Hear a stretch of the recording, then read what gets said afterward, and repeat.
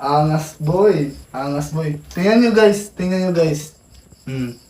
Sobrang realistic niya, no? May buni pa. Tapos, tingnan naman, talagang pinapawisan pa, tingnan mo. Di ba? Ano yan, flexible yun, boy. Tingnan niyo, boy. Mayaman tong mayaman yung pinagkuhaan ko nitong laruan na to. Talagang binigyan ako ng freebies, Tsaka tingnan nyo dito sa likodan. Talagang napaka-realistic talaga niyan. Talagang, pwede yan mapapalitan ng ng damit. Tsaka, tingnan naman yung pagkakagawa ng mukha, Ayan, yun. Tingnan nyo, silicone yan, boy.